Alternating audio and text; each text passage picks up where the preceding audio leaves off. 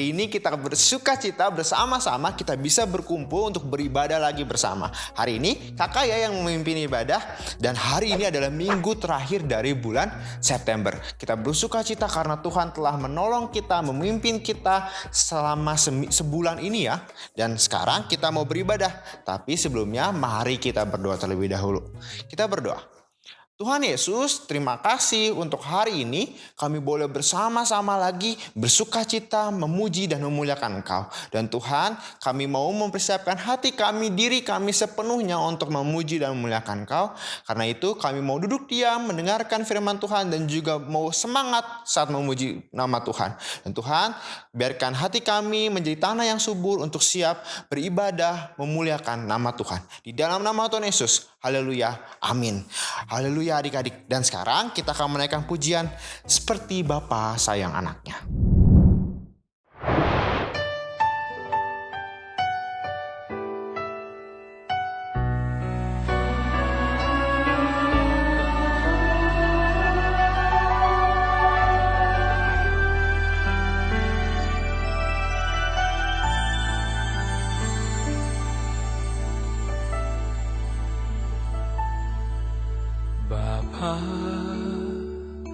Besar sungguh kasih setiamu, nyata sungguh perlindunganmu. Tak satu kuasa mampu pisahkan aku dari kasih-Mu. Bapa, ajarku selalu hormati-Mu, ajarku turut perintah-Mu, berikan ku hati untuk menyembah-Mu dan bersyukur setiap waktu. Seperti Bapa sayang anaknya, demikianlah Engkau mengasihiku. Kau jadikan biji mata-Mu, Kau berikan semua yang ada padamu. Seperti Bapa sayang anaknya, demikianlah Kau menuntun langkahku. Hari depan indah Kau beri, rancangan-Mu yang terbaik bagiku.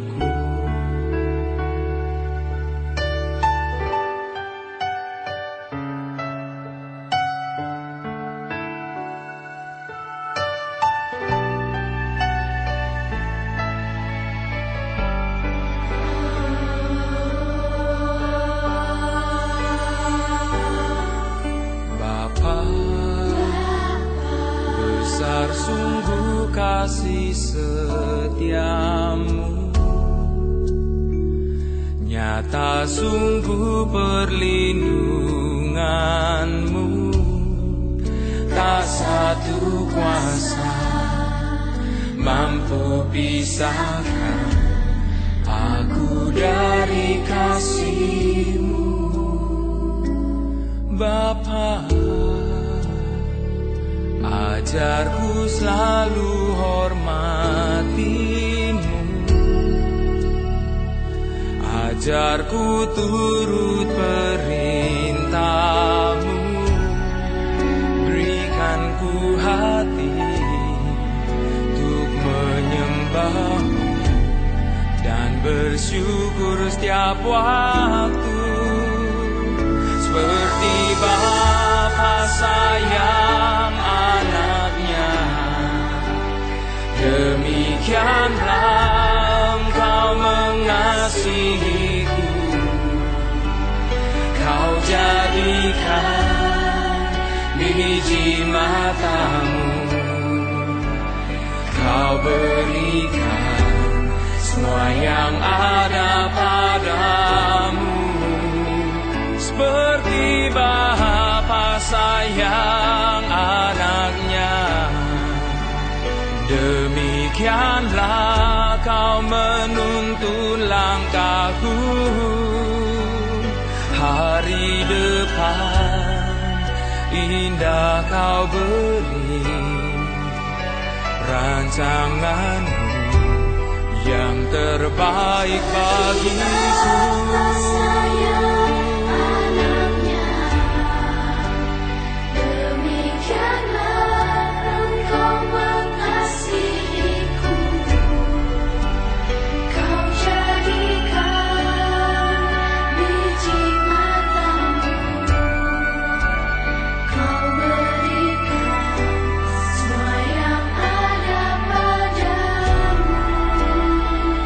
Seperti Bapa sayang anaknya, demikianlah kau menuntun langkahku, hari depan indah kau beri, rancanganmu yang terbaik bagiku. Yang terbaik, yang terbaik bagiku.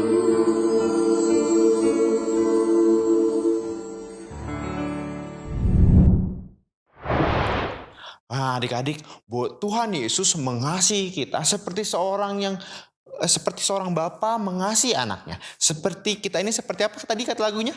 Biji matanya Tuhan. Kita dijagai, dilindungi oleh Tuhan. Dan sekarang kita menaikkan pujian Sayang Disayang.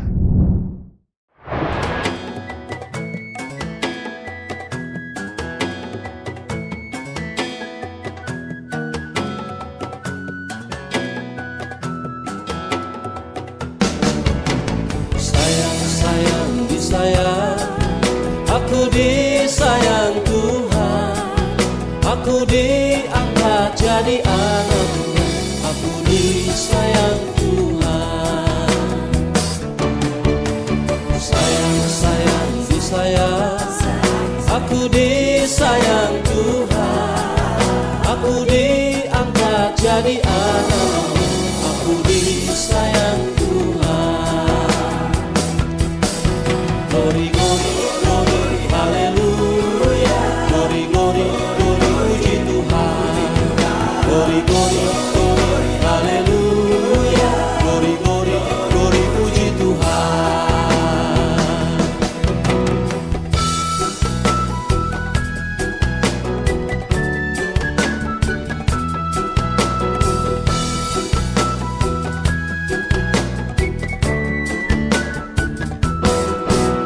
Sayang, sayang, disayang, aku disayang Tuhan, aku diangkat jadi anak-Nya, aku disayang Tuhan. Glory, glory, glory, haleluya. Glory, glory, glory, puji Tuhan. Glory, glory, glory, haleluya. Glory, glory, glory, puji Tuhan. Glory, glory, glory, haleluya. Glory, glory, glory, puji Tuhan.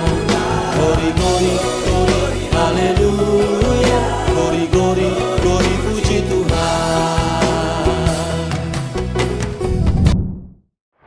Nah, adik-adik, sekarang kita mau naikkan pujian yang mengatakan bahwa kasihnya Tuhan Yesus itu seperti sungai yang tidak pernah berhenti dan tidak pernah tidak mengalir sekalipun cuacanya sedang kering ataupun hujan. Mari kita naikkan pujian kasihnya seperti sungai. Seperti sungai, kasihnya seperti sungai, kasihnya seperti sungai di hatiku, mengalir di waktu susah, mengalir di waktu senang, kasihnya seperti sungai di hatiku.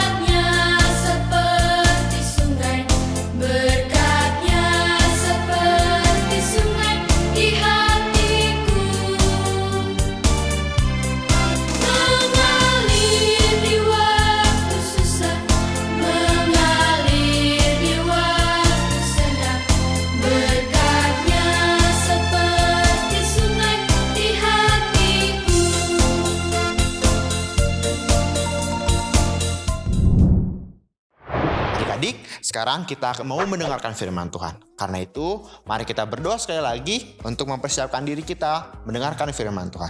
Mari kita berdoa. Tuhan Yesus, terima kasih untuk kasih setiamu yang begitu besar atas kami. Dan terima kasih Tuhan, kami boleh memuji dan memuliakan namamu yang agung itu. Dan Tuhan, sebentar kami mau mendengarkan firman-Mu. Berkati kakak yang akan membawakannya, agar Tuhan menjaga ya hamba-Mu dan menguasai lidah bibir hamba-Mu, hanya agar nama Tuhan Yesus saja yang disampaikan. Dan juga berkati anak-anak-Mu Tuhan dimanapun mereka berada, agar mereka duduk diam dan tenang dan mendengarkan cerita-Mu dengan fokus, sehingga kebenaran Tuhan dapat diterima oleh mereka. Di dalam nama Tuhan Yesus kami berdoa dan mengucap syukur. Haleluya. Amin. Adik-adik, minggu lalu kita telah dipimpin ibadah oleh siapa? Oleh Bu Aida. Bu Aida kemarin membahas tentang Simson. Dari Hakim-Hakim 13 sampai Hakim-Hakim yang ke pasal 16. Dan sekarang kakak akan memimpin adik-adik untuk beribadah, mendengarkan firman Tuhan dari Hakim-Hakim pasalnya yang ke-17 sampai dengan yang ke-18. Pada bagian ini kita membahas tentang Mika. Adik-adik bisa dilihat di situ. Kata-kata di situ katakan tentang patung sembahan Mika, dan patung sembahan Mika dirampas oleh Bani Dan. Siapakah Mika? Apakah Mika adalah salah seorang hakim? Bukan, adik-adik. Hakim-hakim yang diceritakan di dalam kitab Hakim-Hakim telah diceritakan 12 hakim, dan puncaknya adalah Hakim Simson. Itu adalah hakim terakhir yang dibahas di dalam kitab Hakim-Hakim. Tetapi nanti ada hakim lagi satu yang akan dibahas di kitab 1 Samuel, yaitu Hakim Samuel. Tapi hakim-hakim yang menceritakan tentang 12 hakim yang berhenti sampai Simson. Selanjutnya dari pasal 17 sampai 21 akan diceritakan 2 cerita lain mengenai Mika dan Bani Benyamin. Tetapi kalau adik-adik lihat dan adik-adik ingat apa yang telah kakak bahas di awal pembahasan mengenai hakim-hakim, bahwa bangsa Israel diceritakan dalam Hakim-Hakim ini hidupnya sangat berantakan, hidupnya sangat rusak moralnya. Dan ini adalah dan kalau adik-adik mengingat cerita Hakim-Hakim, itu ceritanya seperti memuncak dari Hakim Otniel terus sampai lama-lama terlihat seperti hakim ini makin rusak hidupnya, dan ini kita masuk kepada bagian 2 terakhir, di mana kita akan melihat betapa rusaknya hidupan orang-orang Israel. Jadi adik-adik, kalau kita membuka Hakim-Hakim pasal 17 dan 18, pada bagian 17 dikatakan tentang patung sembahan Mika. Ada seorang yang berasal dari pegunungan Efraim bernama Mika. Bernama siapa adik-adik? Mika. Mika apakah sama dengan Nabi Mika yang menulis kitab Mika? Bukan ya adik-adik, ini berbeda Mikanya. Jadi ada seorang yang bernama Mika, diceritakan di situ bahwa Mika ini mencuri uang mamahnya. Jadi mencuri uang ibunya, tetapi Mika ini mengakui ke ibunya kalau dialah yang mencuri uang ibunya tersebut. Tadinya ibunya sudah menuduh orang lain, tetapi karena Mika jujur kepada ibunya, maka ibunya memberikan belas kasihan dan tidak menghukum Mika. Justru apa yang dilakukan ibunya? Ia mengambil uang itu, menguduskan uang itu dengan membeli disuruh, jadi dia ke tukang patung, lalu dibuatlah patung yang dari perak, dari uang yang dipunyai oleh ibunya tadi, dibuatlah patung perak untuk dijadikan kayak patung-patung berhala ya adik-adik, kayak patung-patung dewa-dewa untuk diberikan kepada Mika. Dan Mika sangat senang mendapatkan itu, dan dia menjadikan anaknya sebagai imam untuk menyembah patung tersebut. Lalu dia juga membuat efod dan terafim. Efod adalah sebuah pakaian yang dipakai oleh orang-orang Lewi, terkhusus untuk oleh para imam besar apalagi, itu dipakai untuk menjadi pakaian khusus mereka saat mereka menjadi pelayan Tuhan di bait Allah. Jadi Mika ini membuat efod dan memakaikannya kepada anaknya laki-laki untuk menjadi imam pada saat itu. Kalau adik-adik ingat, dia tinggal di daerah pegunungan Efraim. Maka kemungkinan besar Mika ini seorang Efraim yang tentu tidak boleh menjadi imam. Dan apalagi ia membuat patung sembahan, patung pahatan yang disembah oleh keluarganya Mika. Tentu ini adalah sebuah kesalahan besar juga, bertentangan dengan ke-10 firman Tuhan. Ke-10 firman Tuhan di Keluaran pasal 21. Maka ketika itu tiba-tiba datanglah seorang Lewi yang masih muda. Seorang Lewi yang masih muda, dia datang dari Bethlehem Yehuda, lalu jalan sedang pergi, dia hendak pergi ke suatu daerah dan bertemu dengan Mika. Dan Mika yang mengetahui bahwa orang tersebut adalah orang Lewi sangat bersuka cita. Mengapa? Karena dia akhirnya menemukan seorang imam dari suku Lewi untuk menjadi imam di kuilnya, di tempat di mana ia menaruh patung tersebut.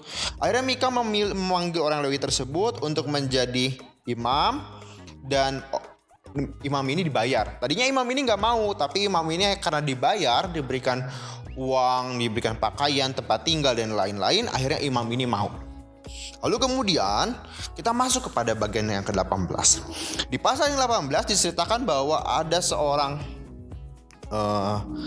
ada 5 orang Bani Dan, suku Dan ya. Bani itu suku ya adik-adik. Bani itu sama dengan suku. Jadi ada 5 orang dari suku Dan. Mereka sedang mencari tempat untuk mereka tinggal. Karena suku Dan pada saat itu belum memiliki tempat. Seperti yang kakak telah ceritakan juga sama saat awal-awal pembahasan kitab Hakim-Hakim dan juga Kawati bahas bahwa ada daerah-daerah yang belum direbut oleh orang-orang Israel, dan suku Dan termasuk belum merebut daerah-daerahnya.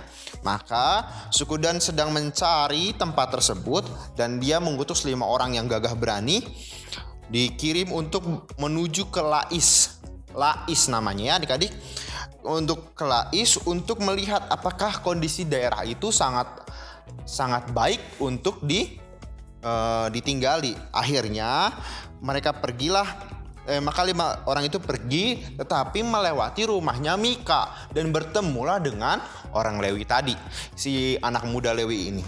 Orang Lewi ini akhirnya berbicara dengan 5 orang tersebut dan menyampaikan bahwa Tuhan menyertai perjalanan Bani Dan ini. Dan memang Tuhan menyertai, karena ketika mereka sampai ke Lais, mereka melihat bahwa Lais ini tanah yang damai, subur. Mereka berada di bawah pemerintahannya orang-orang Sidon, tetapi orang-orang Sidon sangat jauh tinggalnya dari Lais, sehingga tidak akan ada bantuan sama sekali bagi orang-orang Lais.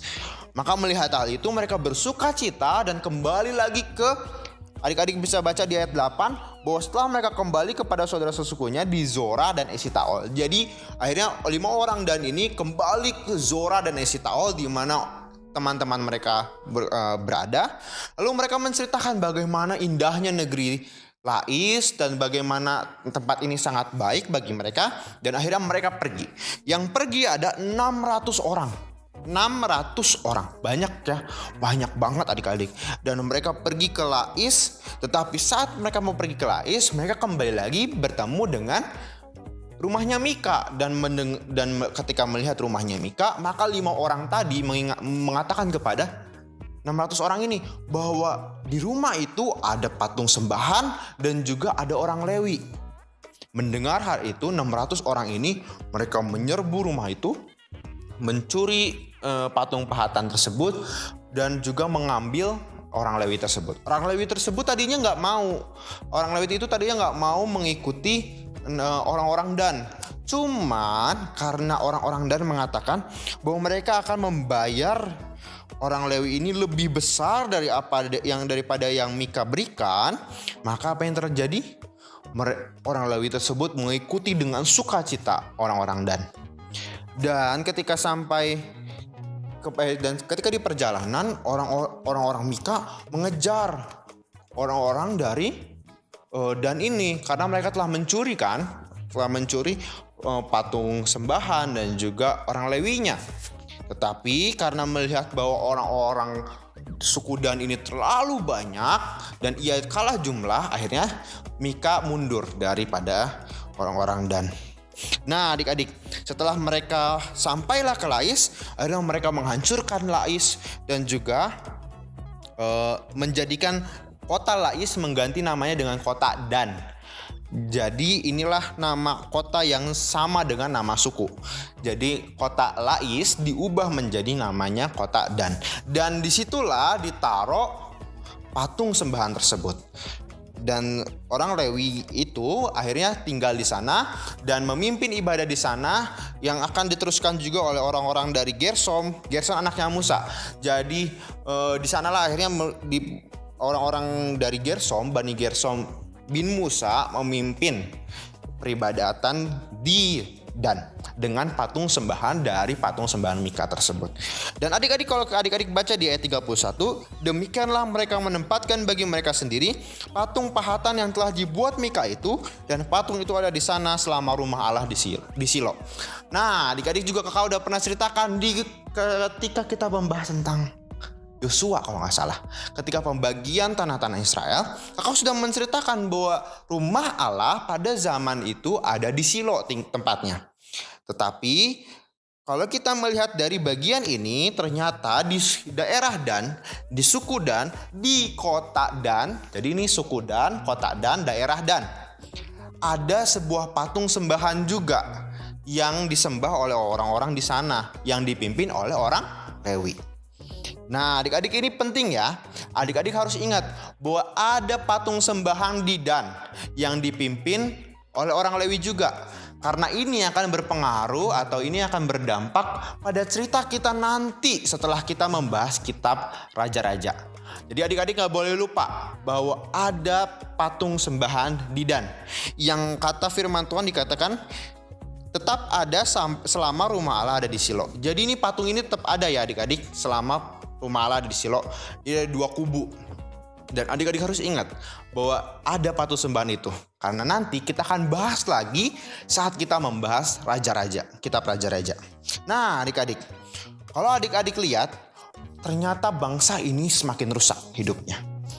Kita melihat bahwa Mika membuat patung sembahan dan mereka menyembah patung tersebut. Tadi kakak sudah bilang bahwa patung sembahan ini bertentangan dengan firman Tuhan di Keluaran 20 yang mengatakan bahwa tidak boleh membuat patung dan menyembahnya, tetapi mereka justru menyembah patung tersebut.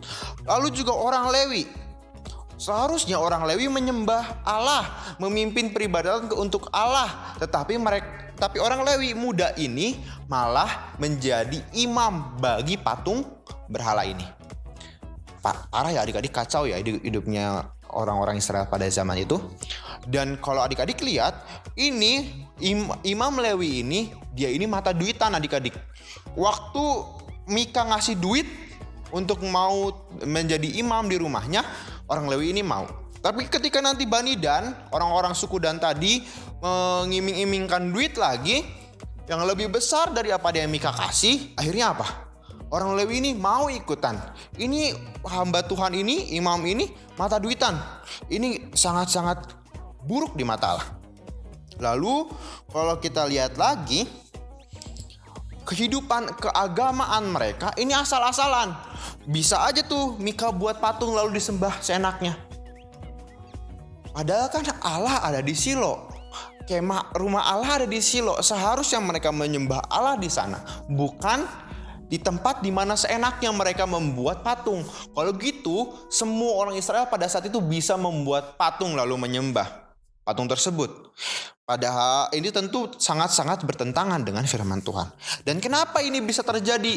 Kok bisa orang Lewi yang seharusnya menyembah Allah malah menyembah patung berhala? Seharusnya orang Lewi melayani seluruh orang Israel, malah melayani satu rumah, satu suku. Kok bisa Mika ini asal buat patung? Kok bisa ya? Nah, ayat kuncinya ada di Hakim-Hakim 17 ayat 6. Di situ dikatakan, pada zaman itu tidak ada raja di antara orang Israel. Setiap orang berbuat apa yang benar menurut pandangannya sendiri. Jadi setiap orang melakukan apa yang benar menurut pandangannya sendiri karena tidak ada raja. Apakah ketika berbuat apa yang benar menurut pandangannya sendiri ini merupakan sebuah kebenaran? Tentu tidak. Karena namanya suatu yang benar itu ada dasarnya, yaitu firman Tuhan. Kalau menurut pandangannya sendiri jatuhnya bukan kebenaran adik-adik, tapi kebaikan. Sesuatu yang baik mungkin sesuatu yang benar udah pasti baik, tetapi sesuatu yang baik belum tentu benar. Contohnya, ketika adik-adik makan permen, mungkin itu baik untuk adik-adik karena adik-adik rasanya pengen manis.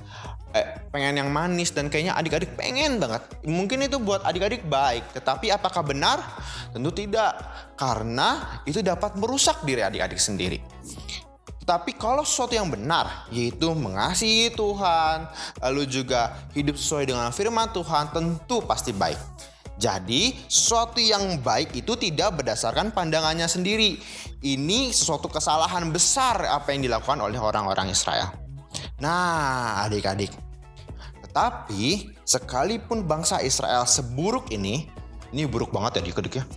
Udah agamanya seenaknya sendiri, padahal punya Allah yang besar, tapi mereka memilih untuk tidak melayani Allah. Terus juga udah punya tatanan hidup yang baik, udah punya peraturan yang baik, tapi seenaknya.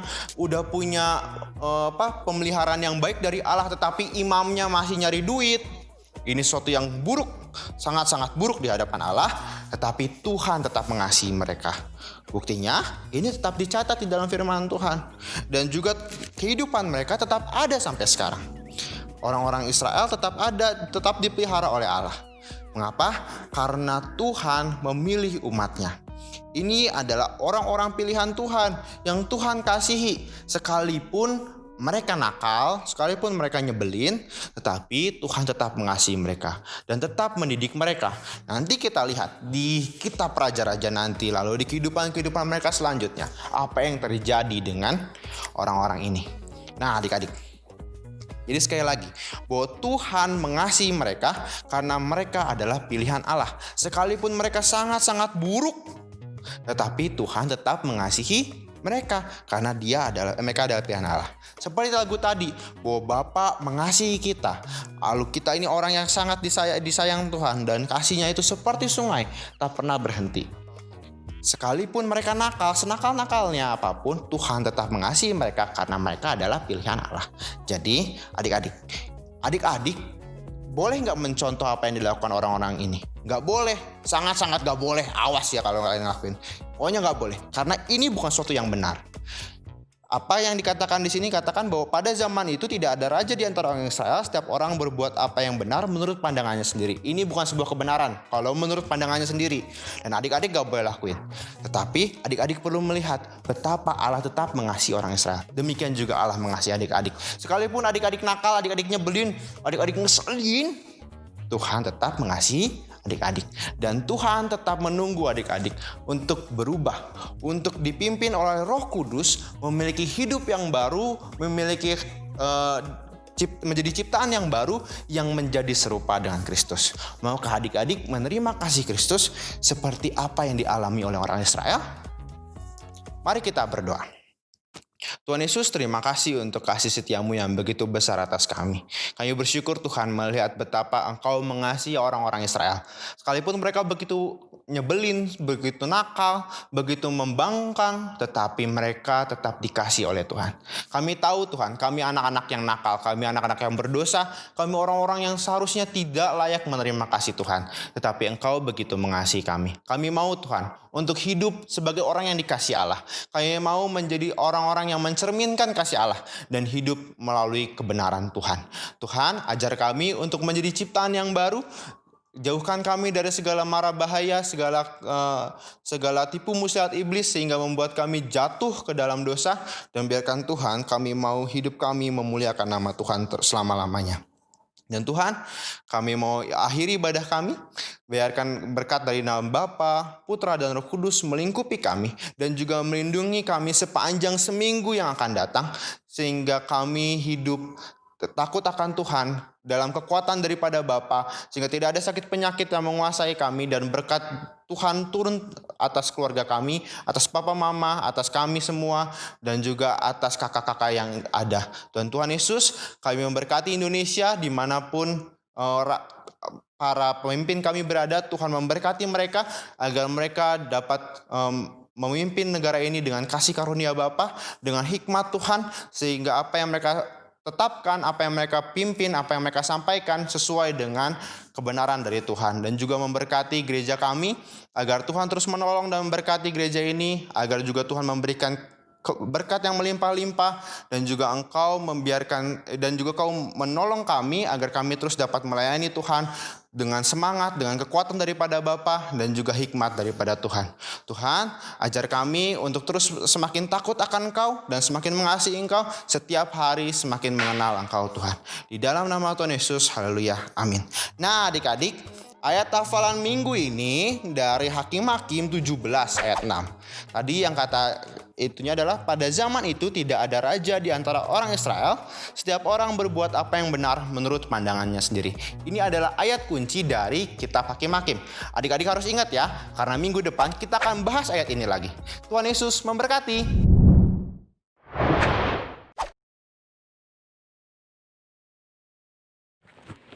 2 Korintus 4 ayat 7. Tetapi harta ini kami punyai dalam bencana tanah liat supaya nyata bahwa kekuatan yang berlimpah-limpah itu berasal dari Allah, bukan dari diri kami. Amin. 2 Korintus 4 ayat 7. Tetapi harta ini kami punyai dalam bencana tanah liat supaya nyata bahwa kekuatan yang berlimpah-limpah itu dari Allah, bukan dari kami. Amin.